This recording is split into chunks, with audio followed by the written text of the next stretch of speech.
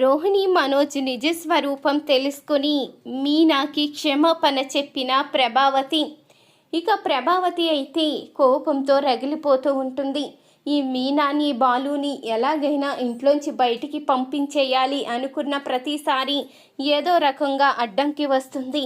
ఈరోజు ఈ వంకతో బయటికి పంపించేయాలి అనుకున్నాను, కానీ ఈయన కారణంగా బయటికి పంపించలేకపోయాను. ఈ మీనాని చూస్తూ ఉంటే నాకు ఒళ్ళంతా కుతుకుతలాడిపోతుంది. ఈ బాలు చేసే పనులు అస్సలు నచ్చడం లేదు అంటూ కోపంతో రగిలిపోతూ ఉంటుంది ఇక ప్రభావతి అయితే. ఇక మరుసటి రోజు ఉదయాన్నే మీనా అయితే కాఫీ బాలుకైతే తీసుకుని వెళ్తుంది. ఇక సత్యానికి కూడా కాఫీ అయితే ఇస్తుంది.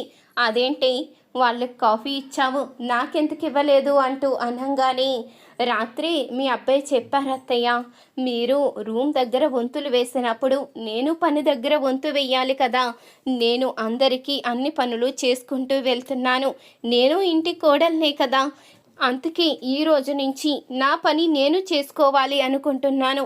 ఎవరి పనులు వాళ్ళు చేసుకుంటారు, ఎవరి వంట వాళ్ళు చేసుకుంటారు, నాకు చేసి పట్టే పనే లేదు అంటూ ఇక మీనా అయితే చెప్పంగానే, ఏంటి ఎగస్ట్రాలు ఎక్కువ అవుతున్నాయి, వంట నువ్వు చెయ్యకపోతే ఎవరు చేస్తారు, రోహిణి పని రోహిణికి సరిపోతుంది, శృతికి వంట రాదు, నేను కూడా వంట చెయ్యలేను, మరి ఎవరు చేసి పెడతారు అంటూ అనంగానే, అదంతా నాకు తెలియదు అత్తయ్య, మీరే చెప్తున్నారు కదా అన్నిట్లో వంతులు అని, మరి అలాంటప్పుడు ఇంటి పనిలో కూడా వంతు వేయాలి కదా, నాకంటూ ఎలాంటి విలువ ఉండడం లేదు, నేను అందరికీ పని చేసి పెట్టడం తప్ప ఎవరూ కూడా నన్ను గుర్తించడం లేదు, అలాంటప్పుడు నేనెందుకు చెయ్యాలి, నా కుటుంబం అని నేను అనుకుంటే సరిపోదు కదా, నేను కూడా మీలో ఒక మనిషినని మీరు అనుకోవాలి కదా, అందుకని ఈ రోజు నుంచి నేను ఏ పని చెయ్యకూడదు అనుకుంటున్నాను అంటూ మీనా అయితే చెప్పేసి వెళ్ళిపోతుంది. చూసారా మీ కోడలికి ఎంత అహంకారమో, పని చెయ్యనని నా మొహం మీదే చెప్పేసింది అంటూ ప్రభావతి అనంగానే, ఇప్పటికీ నా కోడలు మంచి నిర్ణయం తీసుకుందే, ఇన్ని రోజులు గొడ్డులా వెట్టి చాకరీ అంతా చేసుకొచ్చేది, కానీ ఈరోజు మంచి నిర్ణయం తీసుకుంది, ఈసారైనా ఎవరి పని వాళ్ళు చేసుకునేసరికి మీనా విలువేంటో తెలుస్తుంది, మీనా గుర్తింపేంటో తెలుస్తుంది అంటూ సత్యమైతే చెప్పి లోపలికైతే వెళ్ళిపోతాడు. ఇది ఇలా తయారైందేటి, ఇప్పుడు ఈ పనంతా ఎవరు చేస్తారు అంటూ ఆలోచిస్తూ ఉంటుంది. అమ్మా రోహిణి, మీనా పని చెయ్యనని చెప్పేసిందమ్మా, కొంచెం కాఫీ పెట్టివ్వమ్మా అంటూ అనంగానే, అయ్యో అత్తయ్య నేనా, నాకు పార్లర్కి టైం అయిపోయింది, నేను బయట టిఫిన్ చేసి కాఫీ తాగుతానులేండి, నేను వెళ్ళిపోతున్నాను అంటూ రోహిణి అయితే వెళ్ళిపోతుంది. ఇక శృతి కూడా అలాగే చెప్పి బయటికి అయితే వెళ్ళిపోతుంది. ఇక ప్రభావతి అయితే, ఏం చేస్తాను, నా కర్మ, నా పని నేను చెయ్యక తప్పదు కదా అంటూ ఇక కాఫీ పెట్టుకుని తాగుతుంది. ఇక మరొక వైపు చూస్తే గిన్నెలు బట్టలు అన్నీ కూడా ఎక్కడవక్కడే ఉంటాయి. ఇక చచ్చినట్టు అన్ని పనులు చేస్తూ ఉంటుంది. ఇంతలో మీనాక్షి అయితే వస్తుంది. ఏంటోదినా ఈ పనులు చేస్తున్నావు అంటూ అనంగానే, ఏం చేస్తాను, నా కర్మ, ఆ మీనా చెయ్యనని చెప్పింది, ఏం చేయను, నేనే చేస్తున్నాను అంటూ అనంగానే, ఈ ఇంట్లో మీనా ఒక్కరితే ఉందా, ఇంకా ఇద్దరు కోడళ్ళు ఉన్నారు కదా, వాళ్ళెవరూ చెయ్యలేదా అంటూ అనంగానే, వాళ్ళు ఉద్యోగాలతో బిజీగా ఉంటారు కదా, ఇక ఎవరికని చెప్తాను, అందుకే నేనే చేసుకుంటున్నాను అంటూ ప్రభావతి అయితే చెప్తూ ఉంటుంది. ఆ విధంగా చూస్తే మరి మీనా కూడా తను ఏదో తనకు వచ్చిన పని చేస్తుంది కదా వదినా, తను పూల వ్యాపారం తను చేస్తుంది కదా అంటూ చెప్తూ ఉంటుంది మీనాక్షి అయితే. అది చేసేది కూడా ఒక బోడి వ్యాపారమేనా అంటూ అనంగానే, నీకిప్పుడు అర్థం కాదు, పాపం ఇప్పుడు మీనా చేయకపోయేసరికి నువ్వు ఈ పనులన్నీ చేసుకుంటున్నావు, అదే మీనా చేసేటప్పుడు జజ్జాగా మహారాణిలా కాలు మీద కాలేసి కూర్చొని కబుర్లు చెప్పేదానివి, ఏదైనా ఉన్నప్పుడు విలువ తెలియదు వదినా, చేయి జారిపోయినప్పుడే ఆ విలువ తెలుస్తుంది, పాపం ఇంకా నువ్వు ఎప్పటికి తెలుసుకుంటావో, నీ కోడళ్ళు ఎవరు నిన్ను చూస్తారో ఎవరు నిన్ను చూడరో ఎప్పటికీ అర్థం చేసుకుంటావో అంటూ మీనాక్షి అయితే చెప్పి వెళ్ళిపోతుంది. ఇంతలో ఇక సాయంత్రం అవ్వంగానే మనోజ్, రోహిణి, శృతి అందరూ కూడా ఇంటికైతే వస్తారు. ఇంటికి రాగానే అప్పుడు ఇక మనోజ్ అయితే అమ్మ భోజనం పెట్టు అని పిలవంగానే ఇక వంట అయితే చేసి తీసుకువస్తుంది ప్రభావతి. అప్పుడే ఇక నీరసంగా కూర్చోవడంతో ఏంటమ్మా భోజనం ఎవరు వడ్డిస్తారు, నువ్వు ఇలా కూర్చుని ఉంటే అంటూ అడుగుతూ ఉంటాడు మనోజ్ అయితే. అప్పుడే ఇక రోహిణిని వడ్డించమనరా, ఇప్పటి వరకు చేసి చేసి అలసిపోయాను అంటూ అనంగానే రోహిణి కూడా బ్యూటీ పార్లర్లో చేసొచ్చి అలసిపోయింది, తను మాత్రం ఏం పని చేస్తుంది, నువ్వే వడ్డించు అంటూ మనోజ్ అయితే చెప్పంగానే ఇక చేసేదేమీ లేక ప్రభావతి అయితే దగ్గరుండి ఇక మనోజ్కి రోహిణికి భోజనం అయితే వడ్డిస్తుంది. ఇక వాళ్ళు తిని లోపలికైతే వెళ్తారు. ఇక అన్ని పనులు చేసేసరికి ప్రభావతికి అయితే చాలా నీరసం వస్తుంది. ఇంతలో ఇక మనోజ్ రోహిణి లోపలికి వెళ్ళంగానే ఇక మనోజ్ అయితే డబ్బులు తీసుకువచ్చి రోహిణి చేతిలో అయితే పెడతాడు.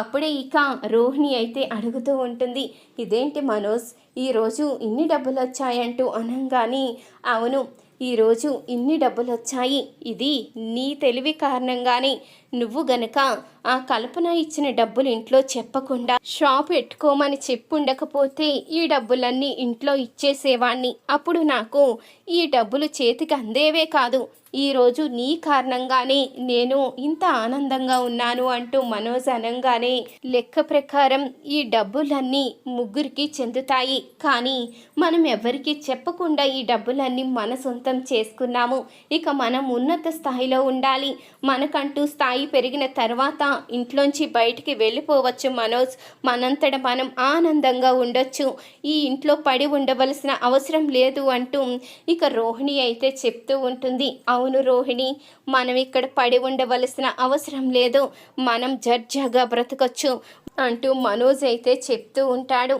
అప్పుడు ఇక రోహిణి అయితే ఇప్పుడు నీ దగ్గర ఇంత డబ్బు ఉంది కదా, దసరా వస్తుంది కదా, మీ అమ్మకి ఒక చీర తీసుకో, ఆ చీర ఇవ్వంగానే మురిసిపోతుంది, అప్పుడు ఇక మీనాని ఇంకా తిడుతూ ఉంటుంది, మనల్ని పొగుడుతూ ఉంటుంది, మన మీద ఎలాంటి అనుమానం కూడా రాదు అంటూ అనంగానే మా అమ్మకి చీర ఎందుకు, తానిప్పుడు ఇంటి పనులన్నీ చేస్తుంది, ఇప్పుడు తనది పని మనిషి హోదా, అలాంటి పని మనిషికి కొత్త చీరలు ఇవ్వవలసిన అవసరమే లేదు, నిజం చెప్పాలి అంటే మా అమ్మ అంటే నాకు కూడా ఇష్టం ఉండదు, కానీ ప్రతి విషయంలో నాకు సపోర్ట్ చేస్తుందన్న ఒకే ఒక కారణంతో ఏదో తన వైపు ప్రేమతో మాట్లాడతాను తప్ప నాకు తన మీద ఎలాంటి ఇష్టం ఉండదు, నేనంటూ డబ్బు సంపాదించిన తర్వాత నాకు ఈ కుటుంబంతో పని లేదు, మనం హాయిగా వెళ్ళిపోవచ్చు అంటూ అనంగానే సరే మనోజ్, నేను కూడా అంతవరకు అత్తయ్యతో ఏదో ప్రేమగా ఉన్నట్టు నటిస్తాను అంటూ రోహిణి అయితే చెప్తూ ఉంటుంది. ఇంతలో వీళ్ళిద్దరు మాటలు విన్న ప్రభావతి అయితే ఒక్కసారిగా షాక్ అయి కుప్పకూలిపోతుంది. ఇక బాధపడుతూ అటువైపు వెళ్తూ ఉండగా అప్పుడే మీనా అయితే బాలుతో చెప్తుంది, ఏమండి దసరా వస్తుంది కదా, అత్తయ్య గారికి కొత్త చీర తీసుకోండి అంటూ అనంగానే ఏంటి మీనా నిన్ను ఇంతగా అవమానించినా ఎందుకు మా అమ్మకి కొత్త చీర అంటున్నావు అంటూ అడుగుతూ ఉంటాడు బాలు. అత్తయ్య గారు నన్ను ఎంతగా అవమానించినా తిట్టినా అత్తయ్య గారి మీద నాకు ఎలాంటి కోపం రాదండి, ఎందుకంటే ఆవిడ్ని కూడా నా కన్న తల్లిలాగే అనుకుంటాను, ఈరోజు పాపం ఇంటి పనంతా ఆవిడే చేసుకుంది, నాకు చాలా బాధ కలిగింది, కానీ ఏం చెయ్యను, నా విలువంటూ తెలుసుకోవాలని అలా ప్రవర్తించాను, పాపం ఈరోజు పనంతా చేసి అలసిపోయారు, అదంతా చూస్తే నాకు చాలా బాధ కలిగింది అంటూ మీనా అయితే బాలుతో చెప్పి బాధపడుతూ ఉంటుంది. ఈ మాటలు విన్న ప్రభావతి అయితే తన తప్పు తెలుసుకుని మీనాకైతే క్షమాపణ చెప్తుంది. ఇన్ని రోజులు నిన్ను ఎంతగానో బాధ పెట్టాను, కానీ నా గురించి నువ్వు ఇంతగా ఆలోచిస్తున్నావు, నేను ఎంత మూర్ఖురాలను, బంగారం లాంటి నిన్ను బాధ పెట్టి మూర్ఖులైన వాళ్ళని చేరదీశాను, నా తప్పు నేను తెలుసుకున్నానమ్మా, నన్ను క్షమించు అంటూ మీనాకైతే క్షమాపణ చెప్తుంది. చూసారు కదా ఫ్రెండ్స్, ఈ వీడియో కనుక మీకు నచ్చినట్లయితే తప్పకుండా ఒక లైక్ చేయండి, మా ఛానల్ని సబ్స్క్రైబ్ చేసుకుని పక్కనే ఉన్న గంట సింబలపై ఆల్ అని క్లిక్ చేయండి, అప్పుడే మేము పెట్టే ప్రతి వీడియో మీరు మిస్ కాకుండా చూసేవచ్చు.